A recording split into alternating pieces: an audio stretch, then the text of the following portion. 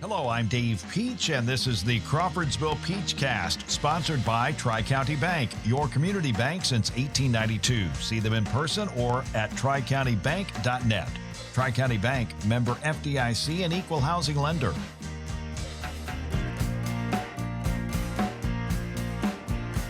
Crawfordsville Peachcast. I'm Dave Peach. Thanks for joining us here today. We are presented by Tri-County Bank, your community bank since 1892, and Central Indiana Rubber.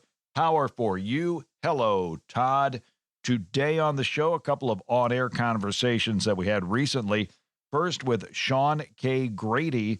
He is a podcaster in his own right.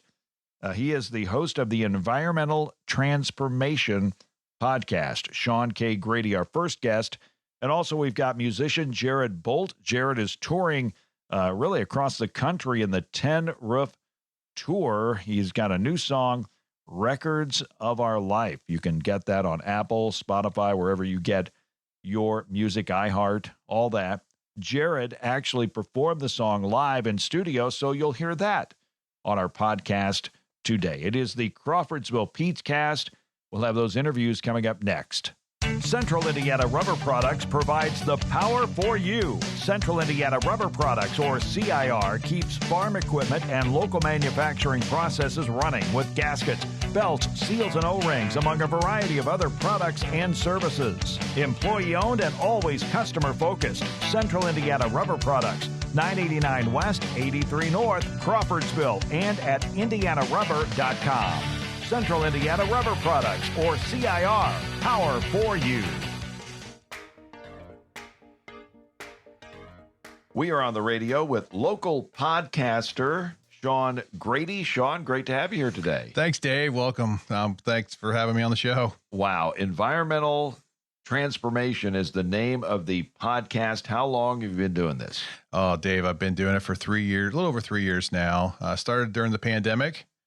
And it was kind of one of those, had extra time on my hands. And I really had been wanting to do a podcast around environmental topics. I've been in the environmental industry my whole professional career and have a really deep network of people that I know. And I really wanted to create a platform to kind of showcase, professionals who are making an impact in our industry, in the environmental industry, whether that's, with sustainability, climate change, environmental services people offer, authors who are thought leaders, and I wanted to bring them on the show and talk about really interesting topics and be a platform for people.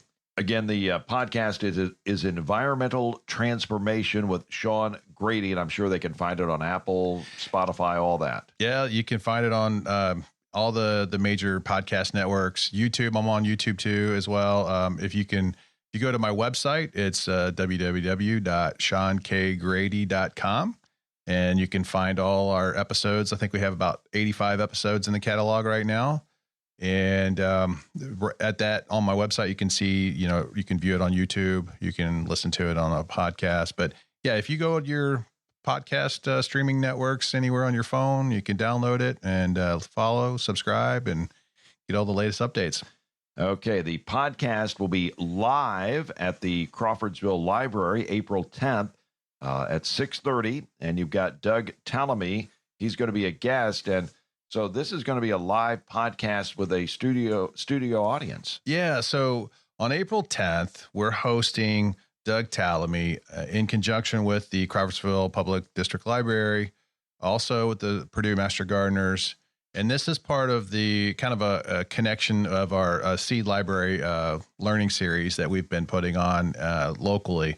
And so for the past, let's just say this past month, we've had a weekly, kind of learning or training series. And so this one kind of an opportunity came up for us to actually do this podcast. We're going to do it live at the library in one of the rooms down in the basement there.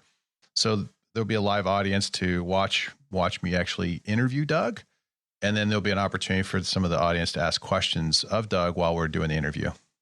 Doug is from the University of Delaware. I guess he graduated from there. He's done describe what's he doing right now? He's an entomologist. He's a ecologist and a conservationist, and he's an author. He's written several big books that are around, how do we reestablish our native habitats in our local communities because if you look across the landscapes, we've kind of depleted a lot of our natural resources.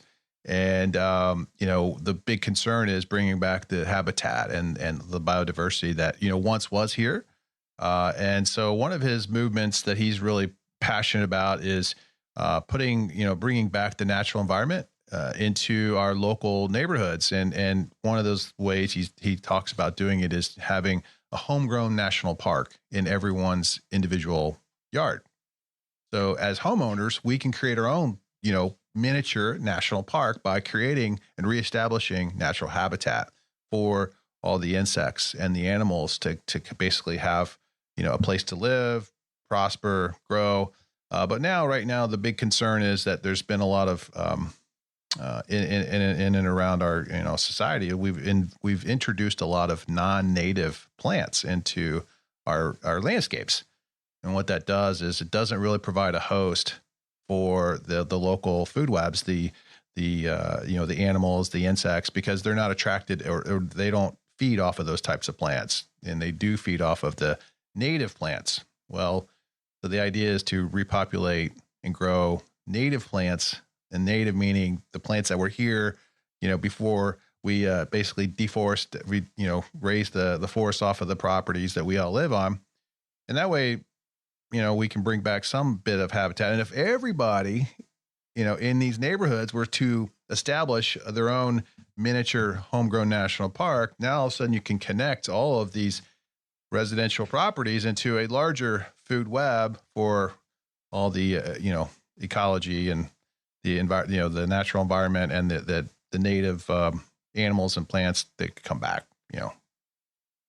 And we talked before, literally the birds and the insects will avoid these plants. Yeah, right. So certain plants, like, if it's a non-native plant, and meaning a plant that maybe came from Europe or Asia, and they grow here just fine because climate-wise, they're just fine, but they don't have a native, host insect or a host, or not a host, but a native host, they're not a host for a native insect or for an animal.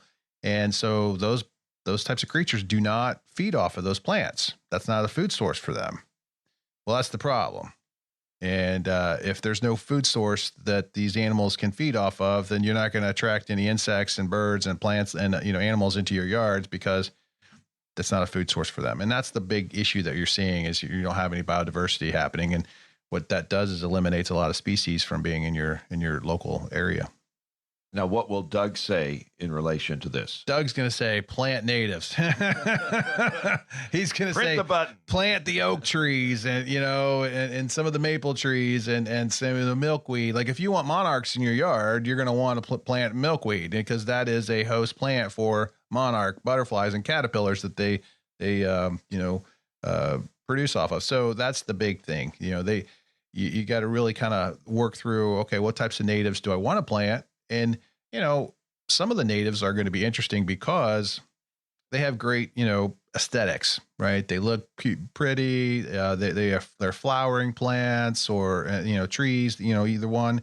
And that they make your landscape look great. Compared to some of these non-natives, they also are pretty and they look great, but they don't provide that food source. And that's the big difference between the two. And I think that's one of the things that Doug's really trying to help us realize that we need to reestablish this to bring back the biodiversity. And he's written in books, several books. One of the books is Nature's Best Hope. And Nature's Best Hope is the book I'm currently reading right now that he's written. And it's about how to reestablish, your residential home properties with these types of plants and why it's important. And so these are some of the topics we're going to get into when we do the interview with Doug next week on April 10th at 6:30 at the library. Get to the podcast live presentation, April 10th, basement of the library with Sean K. Grady, the Environmental Transformation Podcast host. And, you say that we will lose biodiversity with the non-native plants. Elaborate on that. Yeah. So the more we are using non-natives, again, there's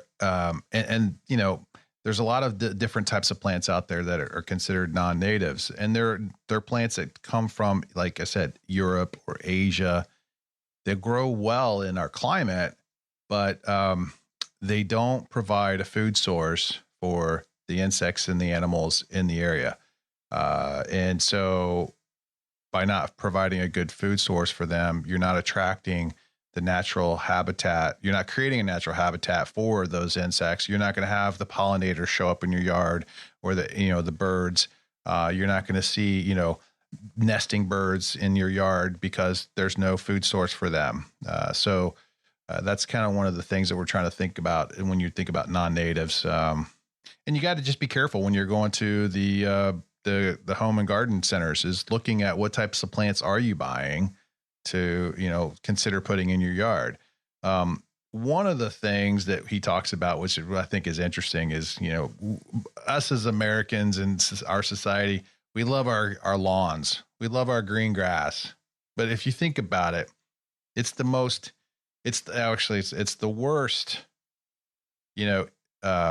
plant species that we have for attracting insects, right? There's no value, for insects and animals for grass. And it's so they don't provide a good food source for, the ecosystem that we need to have. We're going to attract more bugs and more animals to our, environmental areas and in our yards and residential communities. So his idea is like, well, let's plant more trees. Let's plant more, shrubs that are natives, and let's put more plants in there that are native to our area. Grow those plants. Then we can increase the biodiversity in our natural environment in our own little residential communities.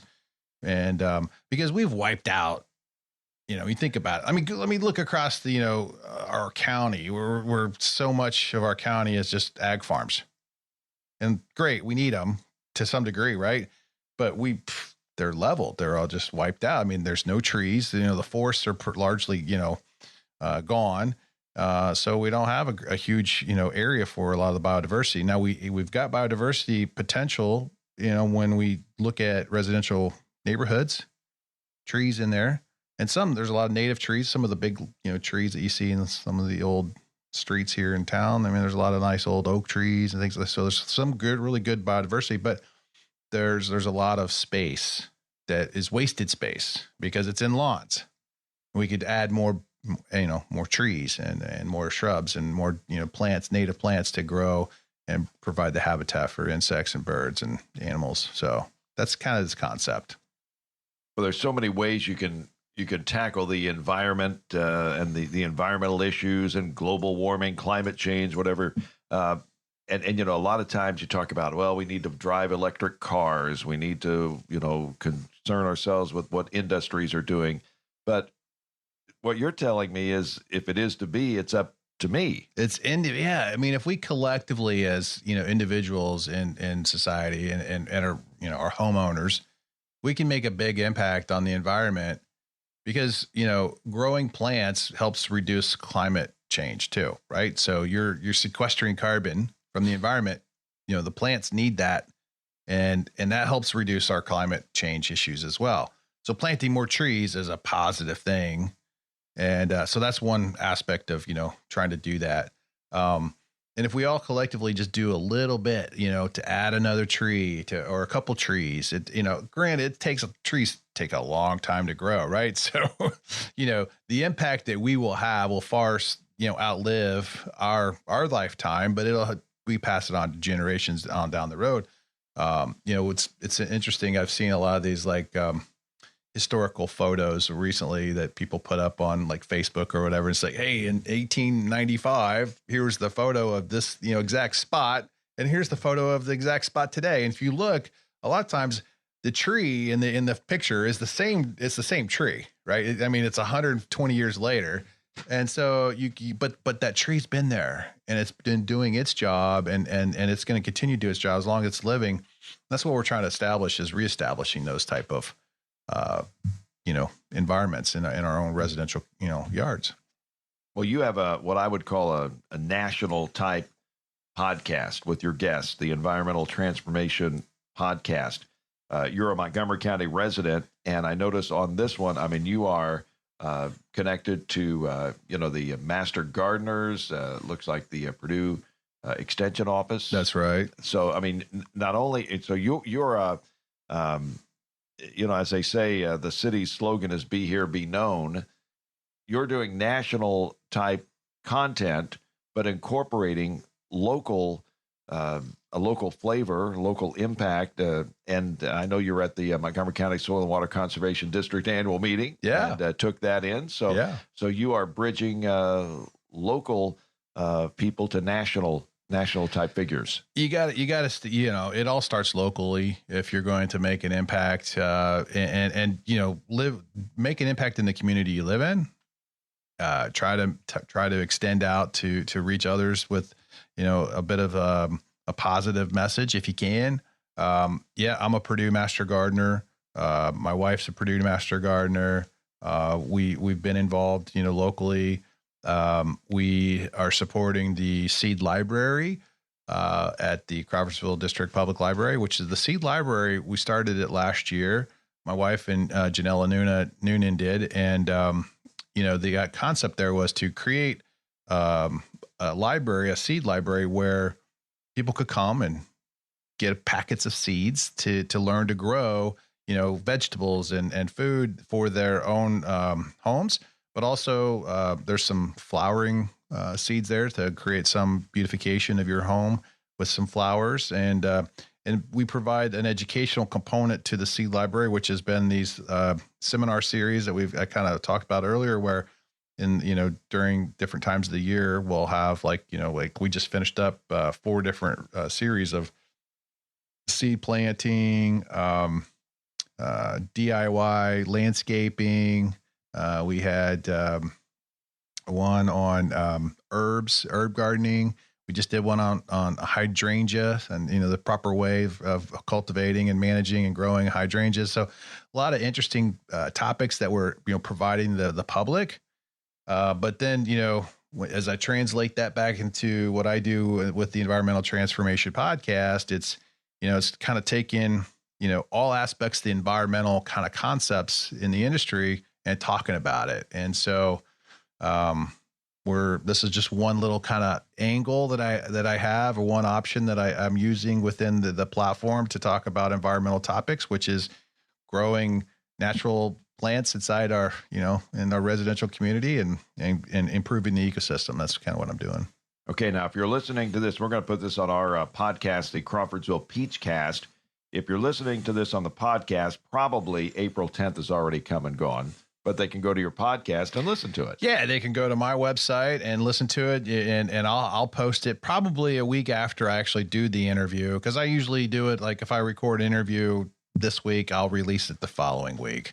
It gives me enough time to do the editing and things like that I need to do to produce it. But I'm really excited to do this interview with Doug. Yeah, he's a very well-renowned and respected entomologist and ecologist.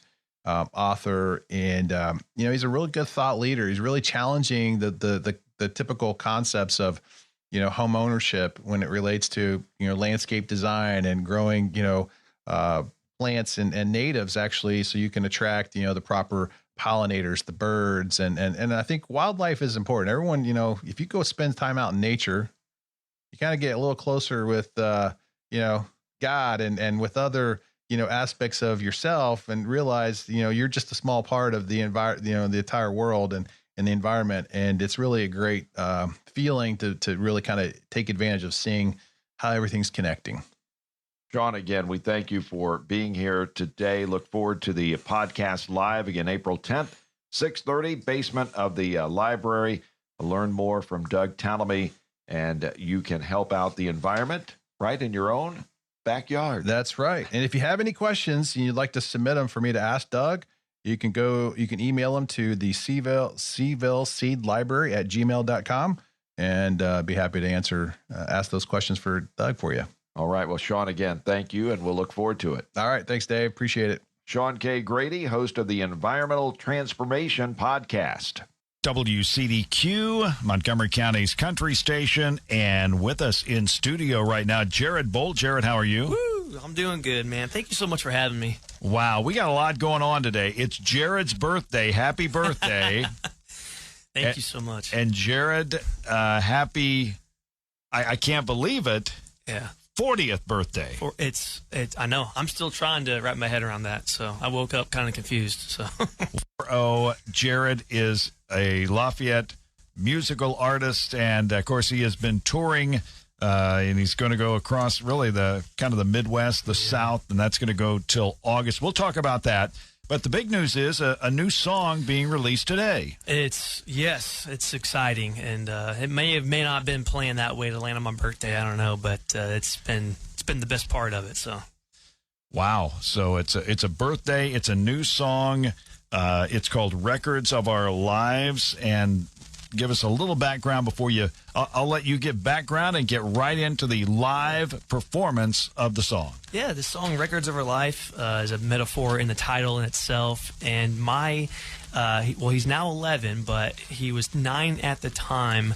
And he came up with the actual idea of this whole idea of writing a song about records. And his idea was more of writing a song about trophies and all that stuff. Well, it kind of took a different direction, and I wrote this song basically about this idea that records come and go. People are constantly trying to get first place, second place, whatever the case may be. But this song really just kind of says that, while all that's happening, what stands the test of time is the legacy and the things that you leave behind and how people remember you and that kind of thing. And so for me, it's just a song that I kind of thought I had my wife in mind writing this and my family, and just the real things that are really, really important to me, like my faith and work and family, all that good stuff. So this song really speaks to me, and it's one of my favorite songs I've ever been able to write. So you ready, Dave? I am ready. Let's do it.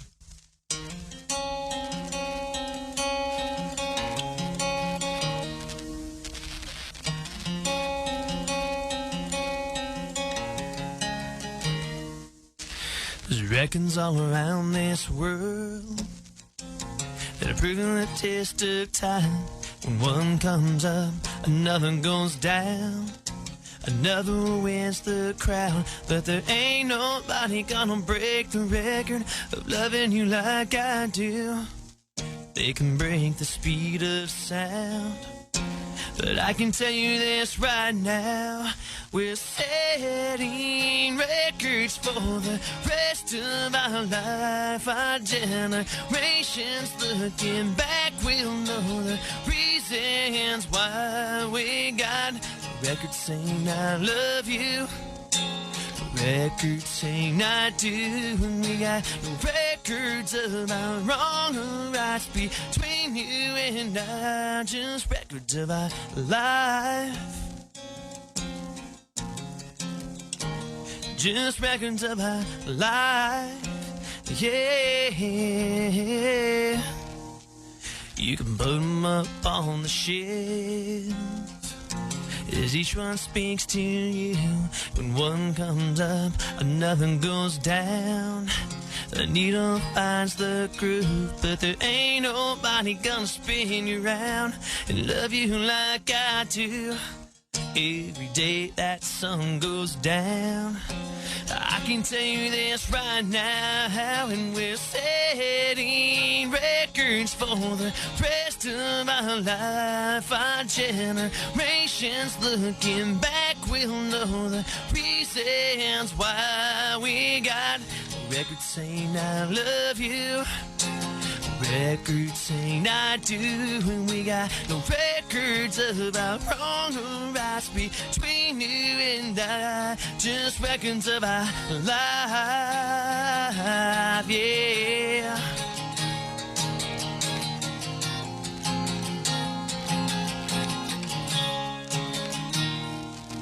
There's records all around this world that are proving the test of time. When one comes up, another goes down. But I can tell you this right now, We're setting records for the rest of our life. Our generations looking back will know the reasons why we got records saying I love you, records saying I do. We got no records about wrong or rights between you and I, just records of our life. Just records of our life, yeah.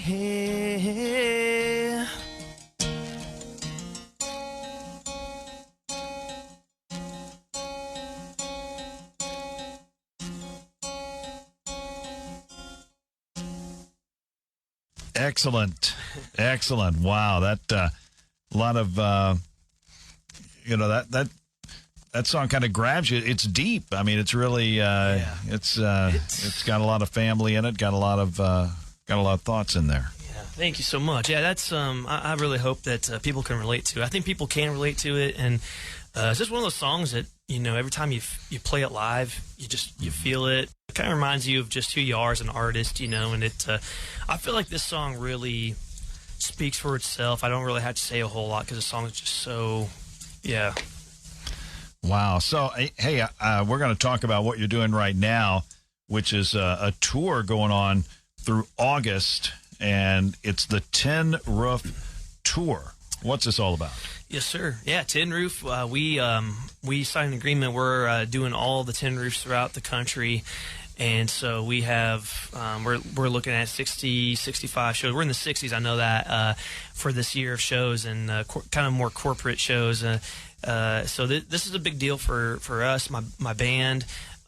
Just to get our name out there, and they're taking good care of us, and so this is just a really good opportunity for us because the crowds of these places are just phenomenal, and so we put a lot of hard work into the set, to the songs, which songs are going to make the set, and we got 4 hours a night straight through. So if you've ever been down Nashville Broadway, it's kind of that vibe. It's just live, loud music, people having a good time, and that togetherness is what I'm looking forward to. Seeing everybody just packed out, and so they pack these places out, and it's a lot of fun. Makes for a great country show. And this is kind of on the weekends. It's on the Friday, weekends. Saturday, and some of the places. I know there's one in Indianapolis at 36 South Pennsylvania. When will you be there? You caught me off guard. We will be there. I believe it's in July. Okay. Yeah. We'll go to JerodBolt.com to find out where you're going to be, right? Absolutely. JerodBolt.com. It's got all the events on there, even stuff that is not a part of this tour. It's a lot of acoustic stuff, and we do in September. We will be doing a. We believe it's going to be a sold out show. Tickets have not been released yet, but it's actually going to be in Monticello. I think it's the only place that we're going to be close to the area of Lafayette, and so tickets will go on sale for that show, but that's going to be a fundraiser. It goes for Home for the Night homeless shelter. Looking forward to being a part of that, but that will be in Monticello, and details will be on my website, ticket information, all that. So, but other than that, yeah, we're just enjoying. We had our first big show, start of the show for 2024, out on the road for 4 days in Iowa, and it was a blast. And so it really set the bar and the tone for the rest of this year. We're really jazzed for this. So, and from what you said before before we did the interview, I mean, you're really connecting to the audiences, and they're really responding to what you're doing. Yeah, they've been responding a lot to obviously the originals the most, because it's songs they've never heard, and it's kind of hit and miss. It's something that we've been fortunate to do, and I think when you come off, appealing, believable, just a level of respect that we've been seeing from the crowds, playing the music they've come to hear, and then kind of see a different side of you, and usually they end up coming back for the double. We do a double down. We call it the double down. On this Tin Roof stuff, because we're playing both nights, and we see a lot of repeats, by the numbers, and it's incredible. And a lot of them come because they want to hear songs they've heard on my Spotify and iTunes, and so that's amazing. You come to a venue where covers is really, really important, but luckily Tin Roof has been really awesome about letting me play some of the music that has come straight out of Nashville, and it's been huge. It's been very successful. Last time we talked, you had One Prayer Away. You are a veteran, so give us that part of your life. Yeah, that was 8 years of my life. That every moment was some of it was hard. There's some things. It's just like any other job. You know, things that you hate, things that you miss, things that you love, and I'm definitely grateful for the guys, my family, that I still talk with to this day.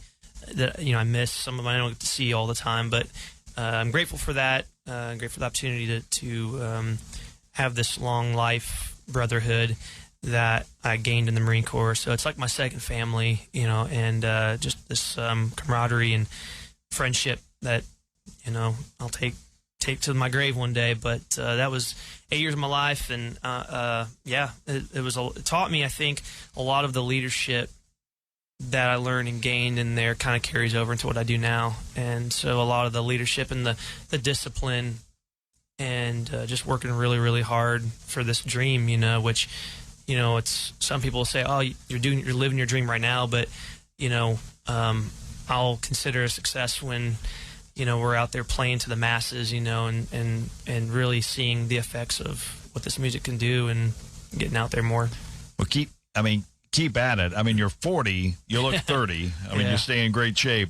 And I think, where we're living now as far as age, it really doesn't matter. Now, it does catch up, I think, around, well, I won't say, but, we're not going to live forever. No. But yet, when you think about what 50 was 50 years ago and what 60 is now, and you're 40, again, it looks like you could play NFL football. Yeah, I don't know about the muscles. You'd be a safety. Safety, yeah. I do love running. That was something I got from the military. I love running, and I do need to do a better job at working out. I can always do a better job at cardio, especially with these shows, that, an hour in and you are just winded. We play hard. We're not that typical country band that just kind of stays put. We're doing everything from stage diving to, it looks like a rock. It's a country concert, but we're putting on a rock show, and we are, just dead by the first 45 minutes to an hour. We're just like, oh man, we still got 3 more hours to go. And the crowd just it's the crowd that keeps you going, pedal to the metal the whole entire 4-hour show. And so exercise is a very, very big important thing to this music thing that we do for everybody. But I try to stay in shape, try to take care of myself, and do the best I can. But doing the main, drinking water, eating doing it. In the but good you're stuff, like in a way, you are like an athlete. And just shameless plug here. You can show that to your Facebook friends over there. Oh, yeah. A man of 63 can get your music in while he's doing an interview. So there you go. On Apple, just search Jerod Bolt. Yeah. I could do a Jerd Bolt, and there you go. That's awesome. It's ready for today, right? That's the first time I've actually seen it like that. Wow. Here we go. That's the first time I've seen it like that on that format. It's cool. There you go. I got a bunch of notifications. My inbox and phone has just been blowing up all morning, and I've just been so busy. So I'll get to everybody. I promise I'll get to everybody probably the next couple days. Yeah. Well, I'm going to I'll do a screenshot of that. I'll send it to our social. But well, congrats on the song. I hope it's a big one. It's been amazing. Just to talk, I believe it's important to talk about who's on it. So the band that did this are guys. They're all from Nashville, and so guys like I want to give a shout out to my producer Chris Condon. He right now plays for Billy Ray Cyrus. He plays guitar and does a lot of tour managing for Billy Ray, and that guy has just been such a huge support and just a rock for me, my music, and driving force. And he put the band together and just made life just so easy in the studio and fun. I didn't want to come home after we cut everything. And Grady Saxman, he's played for Luke Combs. He's had #1 hits from Luke Combs playing drums. So he played drums on all my stuff. Ryan Pruitt did all the mastering, keys and stuff, and Smith Curry did a lot of tracks for guys like Scotty McCreery, Kane Brown. So these are heavy hitting players that played on this song or all of my songs.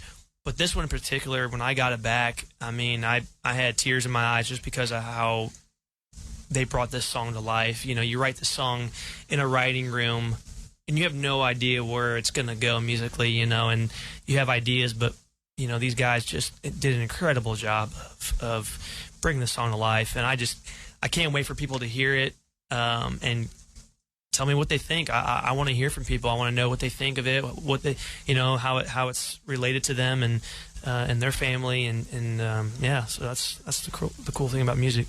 Well, very good. Again, Jerod, we look forward to hearing more about the tour and look forward to hearing the record. We'll play it here on WCDQ. And again, thanks for stopping by today. Yeah, thank you for playing the song, and your support can't do it without local radio. So thank you guys. That is Jerod Bolt from Lafayette. And again, the song is Records of Our Life. You can get it on Spotify, Apple, wherever you get your music. And again, we thank you for being here on WCDQ. Are you looking for great prices? Do you have a smartphone? Of course you do. This is Bria French. With Tri-County Bank's Merchant Discount Network, you can get discounts on food, entertainment, tools, and so much more. All you need is a smartphone and your TCB Smart Rewards checking account. Cost savings are only a click away. Terms and conditions may apply. Tri-County Bank, member FDIC, and equal housing lender. Crawfordsville Peachcast. It is segment 3, and it's just me today on segment 3. But we do know that we've got upcoming editions of the untoasted segments of the Crawfordsville Peachcast up next. In fact, I think next week it's going to be Point Break with Patrick Swayze and Keanu Reeves. I can't wait to watch this movie again. I saw it plenty of times when it was out, and then, of course, out on cable and all that. And then we will do Blast from the Past. I don't know much about this movie other than it looks very interesting. It is with Alicia Silverstone and also Brandon Fraser, I believe. Those are the two principals in Blast from the Past. Then we will do a Jerry Lewis movie, Rockabye Baby. I've seen parts of this. I'm not huge into physical comedy, but this one is just off the charts as far as hilarity when it goes. I'm not kidding. I know. In all seriousness about the hilarity about the Jerry Lewis movie Rockabye Baby, and then another movie that if I've seen, I can't remember. Goldie Hawn and Robert Downey Jr. The movie Swing Shift. And we'll have all 4 of those movies coming up on untoasted episodes of the Crawfordsville Peachcast. Look forward to that. And we'll have Captain Adam. Yes, it's Yacht Rock season coming up. Memorial Day to Labor Day. That's the heart of Yacht Rock season. And the captain will be checking in to talk about Yacht Rock 2024. Cannot wait for warm weather. I don't own a yacht. I never go out on a boat. I'll usually maybe vacation a few days, maybe next to a lake or something like that. That's about it. But I still can live the Yacht Rock lifestyle. With that, we thank our guests today, Sean Grady, Environmental Transformation Podcast, and Jerod Bolt.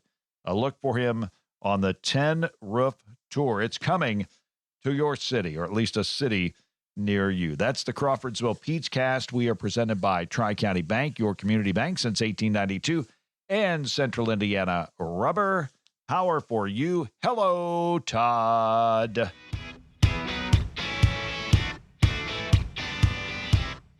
Thanks for listening to the Crawfordsville Peachcast, sponsored by Tri-County Bank, your community bank since 1892. Tri-County Bank, member FDIC, and equal housing lender. Tune in Thursday for a new episode on Apple or Spotify, and please like, subscribe, and download the Crawfordsville Peachcast. This podcast was produced and edited by Up Their Media and is a presentation of Fork Broadcasting Digital. I'm Dave Peach, inviting you to join me next week.